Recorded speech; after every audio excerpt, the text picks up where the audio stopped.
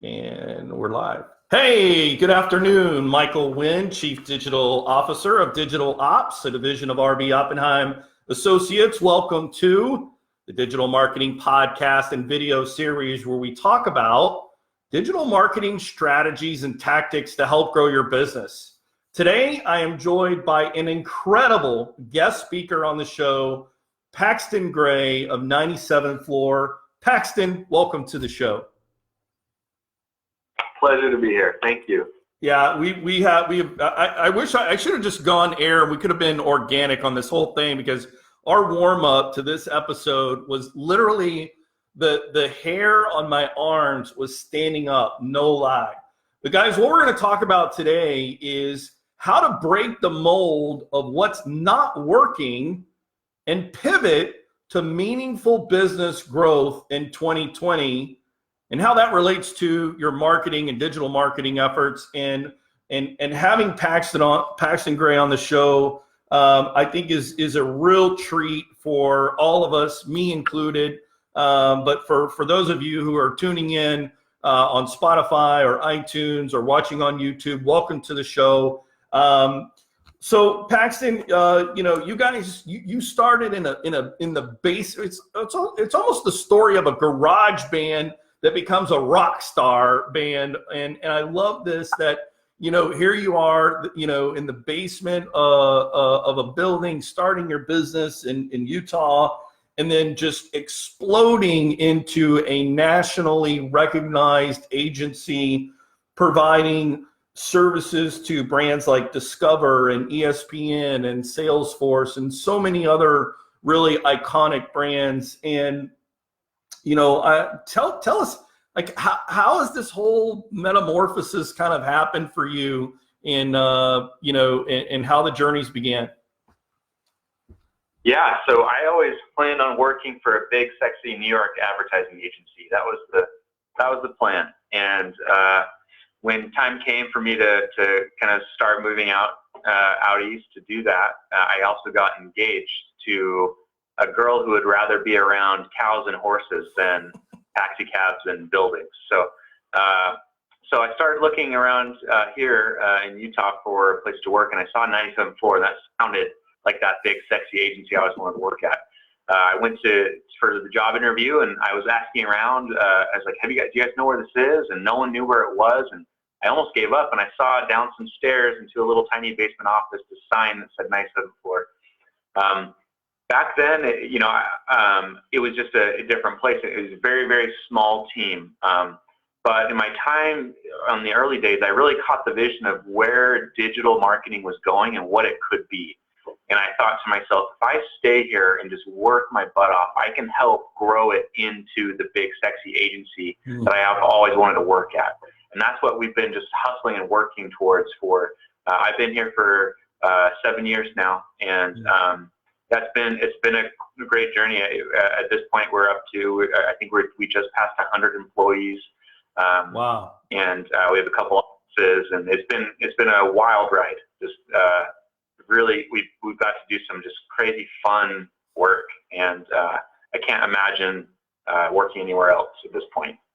So it's been awesome. Kudos to you, you and the team for sure. One of the things that I came across as I was cyber stalking you before our talk, so I could, I practice what I preach. I get to know my audience as well as my speakers. But, I came across a video that you did in 2016, and the phrase that absolutely just shook me to the core was, we have to, and you were talking about, in the context of it, you were talking about why 97th Floor should be considered for an award that you were, that you were being considered for. But you said one of the things that we do differently is we're always looking for finding new ways of doing things. And you said that in 2016, and I can't help but to think, here we are 4 years later in 2020, and we've gone through incredible, like in 2016, we weren't even talking about Amazon smart devices or Tesla or really talking about automated driving cars. Like, the world has literally changed since 2016 in an incredible way. So How do you think that phrase now impacts 97 Floor and then businesses in general? Yeah, someone told me a while ago that if you look back on the work you did a few years ago and you're not just a little bit embarrassed, that means you're not improving. So it's a good thing to look back and think, shoot, I wish we had been doing this. And I can say, I look back at 974 4 years ago, and we were just a totally different company than we are now. Wow. I assume that 3 years from now, we'll be a totally different company again. I hope that's the case. One struggle that we've had, and I'm sure other companies experience, is as we get bigger and bigger, it signals to employees that everything we do is a little bit more monolithic, and you come on and this is the way it's done at 97 Floor. There's 100 people here, and this is how we do it. And that's not at all the signal that I want to send to people. I want to send the signal of come in and break stuff. If you see anything that needs to be fixed or could be improved, you have permission and freedom to do that. So it's harder than just saying that. I say that all the time, and yet some people they don't do that. And so really encouraging that innovation, helping them understand that nothing here is sacred. As long as it helps our customers, then we're going to do it. And so we actually last year just started what we call the Never Been Done Before Awards.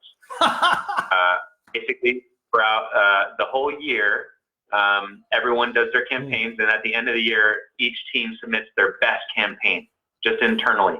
And then we have a little bit of an award show, and we pick our winner. And the winning team that worked on that campaign gets an all-expense paid trip to Hawaii for them and their spouse. Wow. Last week, we had a team come back from Hawaii that won last year's Never Been Done Before Awards. And it's just kind of a fun way to keep people doing, like, they have to do something that we have never done before. That's the only requirement for the award. So it's been fun to see what teams come up with, and it really incentivizes them and encourages them to just try new things. Because frankly, in marketing, that's what we've got to do. We always have to be trying and testing new things. Yeah, I mean, guys, here's the thing. When I hear Paxton say "never been done before," I can't help again but to just get goosebumps because I feel like this theme more than ever for 2020 is you have got to break the mold. You've got to let go of the side of the pool and be, bold and brave to leave, the status quo, because and the part that is so difficult, it's the pivot, it's the letting go of that comfort. And so whether you're a marketing agency or whether you're a healthcare agency or, whether you are the executive director of an association, it doesn't matter whether you have a local business or a state business or a national business. If you're not thinking about how things are changing and having a regular exercise, just like Paxton, you were explaining with your team, you're going to be set up for some serious trouble in the very, very near future. What do you think, Paxton, is really the biggest mistake that marketers need to avoid in 2020? Like I was saying earlier, I teach a class at a local university here, and the thing I tell my students, if you could pull one thing away from this class, it would be to not make the mistake that we all make, which is rely on our own experience to make decisions in marketing. We too often ask ourselves, like, what do I think would be funny? What do I think would be engaging? What do I think would be helpful? Or what do I think looks good? Frankly, none of that matters. It doesn't matter what we think about any of that. What matters is what the market thinks, and we are not the market. Even if we are in the demographics of the market, we're still not the market. Expanding our field of understanding is something that is so crucial, and frankly, humans are just so bad at. We think that we just understand the world, and we think that we know it all based off our own experience. But there's so many examples in politics and just in the world, frankly, where that's just not the case. And so the beautiful thing is that we live in a world with more data than it has ever been accessible before. And so the real trick for marketers is to say, stop relying on your own experience and start gathering data to learn more about the audience that you're talking to, understand their experience, understand what they think would be engaging, funny, helpful, or look good, right? And so that's I think the biggest mistake that marketers are making and have the potential of making in 2020 moving forward. Yeah, and to dovetail that, Paxton, one of the things that I've probably just within the last 18, 24 months, one of the things that's been really obvious to me is there is an epidemic of the hippo syndrome happening. I don't know if you're familiar with the hippo syndrome, but the hippo syndrome is really when the highest paid person's opinion, hippo, gets in the way of really good creative or really good campaign ideas from moving forward because they don't get it. And I think you just kind of spoke to, it's not about me. It's about what the market says is good content. So I love that.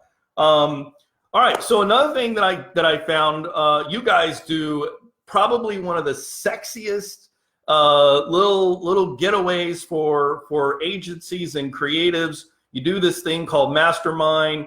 The video for the setup for that is like it looks like a Netflix show that I want to watch. Like, where are all the episodes, man? I am dying to see the next episode of Mastermind. I'm literally like, I'm going to go through and watch all the keynote things that you've got on your YouTube channel. Guys, if you're listening, Google 97th floor and then go down to Mastermind and watch all of the videos, because I guarantee you they're going to be fantastic. But one of the things, you did a session called Art and Science, and it was really about content marketing. Set that up for me. I know you guys have done some really cool thing with data and artists. So give us the takeaways of that program. Yeah.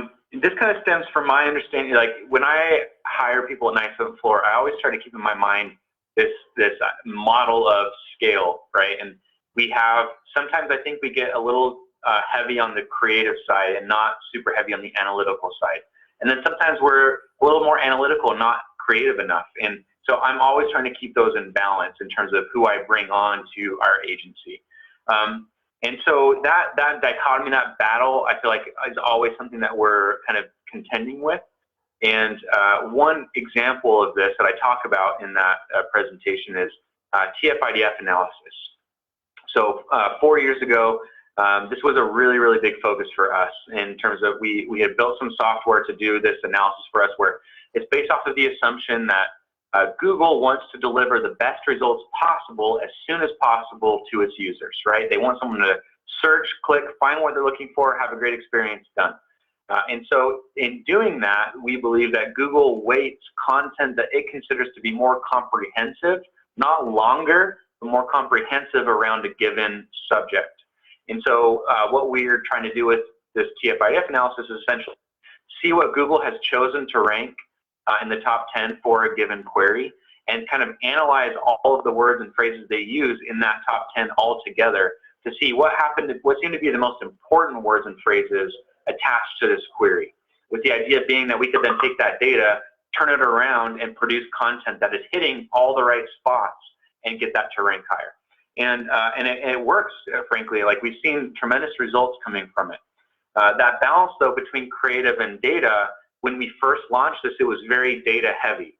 And we would say, you need to say this word 8 times, and this word 13 times, and this word 7 times. We would hand all those requirements off to a writer. The writer would churn it out. It would meet all the right spots, and frankly, it would get ranking. But then I started asking myself, like, do we even want that kind of content to rank? Because it was producing, in my opinion, not really the best content. And so what we did is we flipped it, and we said, okay, instead of the #1 priority being hitting all these words the right number of times, essentially catering to the data, really the #1 priority is the customer's experience and producing great content. And we're going to let the data help inform and guide us in that pursuit, but not be the #1 authority on what is good content, right? And since then, we now use it more, less of TF-IDF analysis and more kind of semantic analysis. It aids the writer in making sure that they're hitting some key points around a given subject, but we're not giving them number requirements around word count or things like that that create, frankly, an inauthentic kind of sometimes disjointed piece of content. Just kind of give things, and that allows them to create more robust, more complete content. Yeah, it's interesting, Paxton. We kind of experienced a shift as well, probably about 18 to 24 months ago when it came to some of the digital campaigns that we were doing, especially like on Facebook and Instagram, where in the past we had come up with really great visual creative or the video, and we had the client putting a large budget behind that single piece of creative, and we got some great results, we got great engagement, but what we didn't have was a really granular breakdown of the segments within their audience types. And so we started exploring this idea of, okay, instead of taking one piece of creative for that, what if we broke out all of your initiatives into very granular, emotional points, or granular interest points? And so instead of running a campaign with a single piece of creative, we began running campaigns with 30, 40, 50, 60 pieces of creative. And others have been doing that on AdWords for a long time, but on Facebook, that's not really been how people use the platform.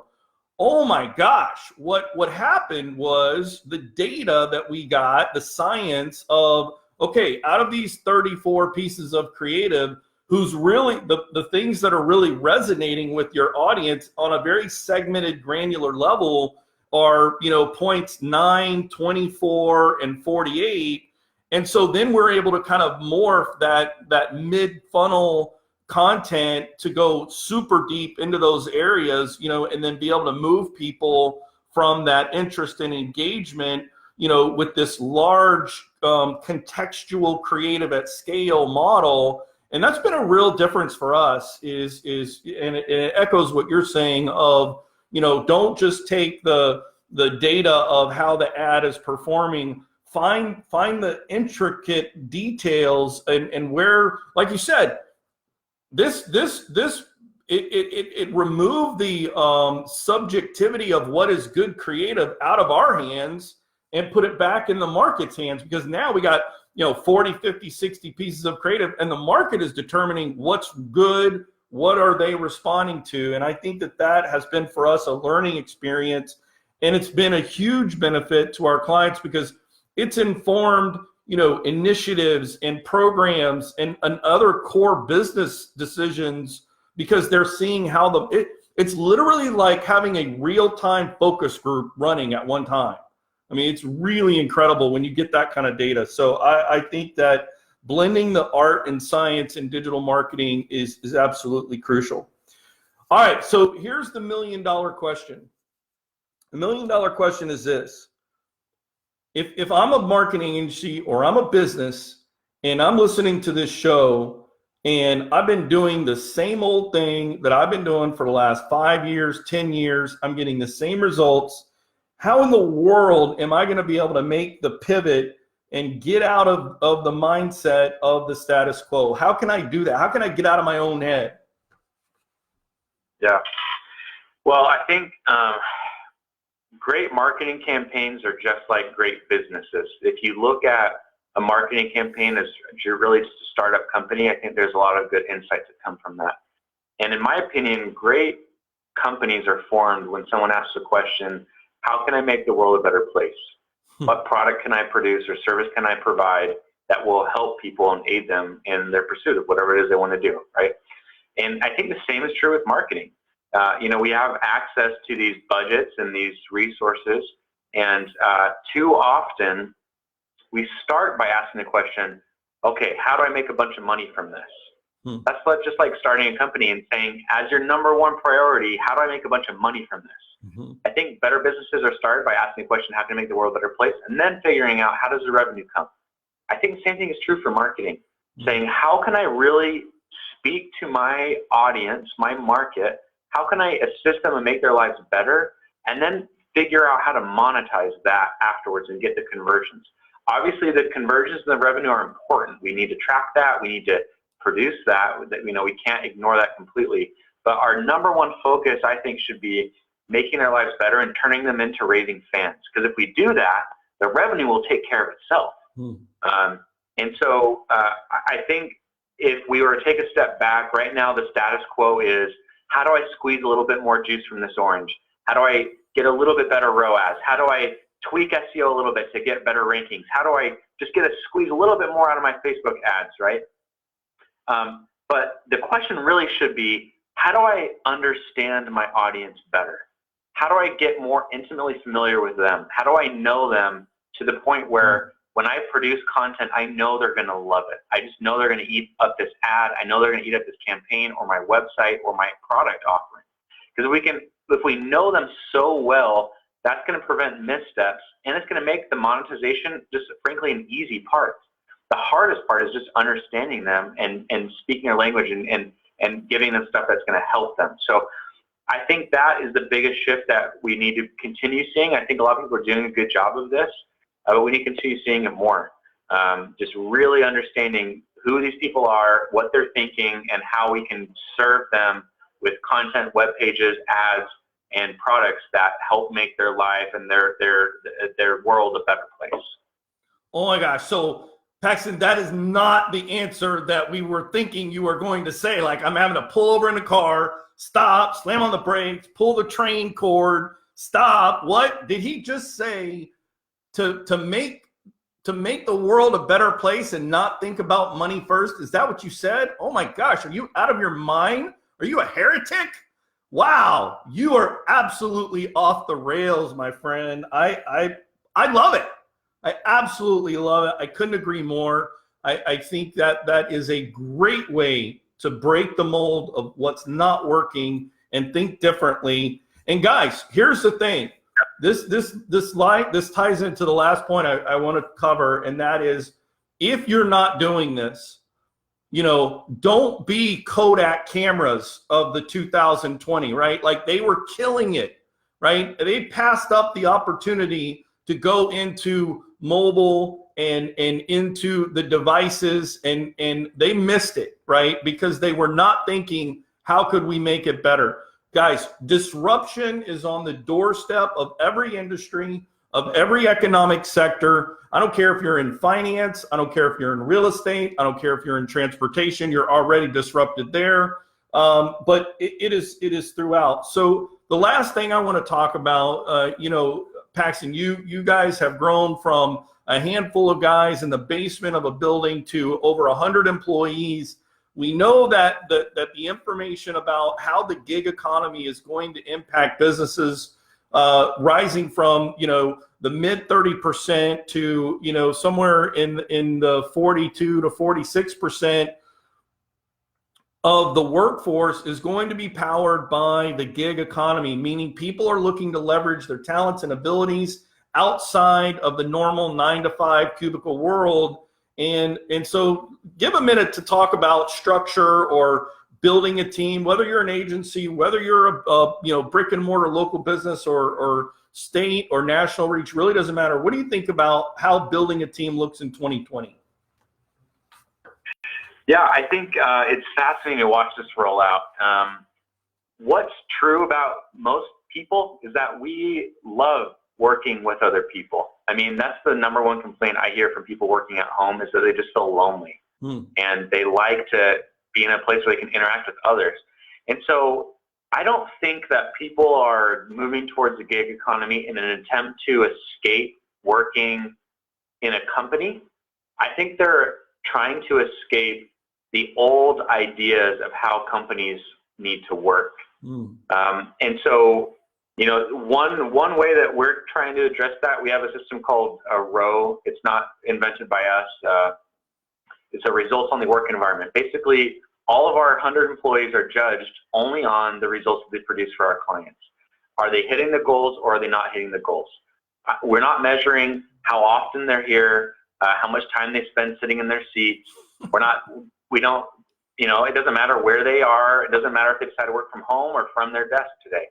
We provide this office just as a resource to them. If they're the kind of person that likes to come in an office, it's here. If they're the kind of person that likes to work at home, work at home. I don't care about any of that. All I care about is, are you doing your job? And I like to think, the bigger Nicent floor grows, the more pressure we're going to put on the market, on all these other companies that are treating their employees, frankly, like children. They're watching them. I hear complaints that, like, the boss says, put your phones away. I don't want to see phones out. What do you care if phones are out? If the work's getting done, who cares? If they're taking a selfie or they're playing a game, or frankly, if they're watching Netflix, who cares? As long as their job is getting done and it's getting done well, that's all you should care about. And frankly, not just should care about, I think that's all you're entitled to care about. You're paying them to do this job. So just let them do the job. You're not paying them to sit in the seat. And frankly, if you are, you're wasting your money and you're wasting their time.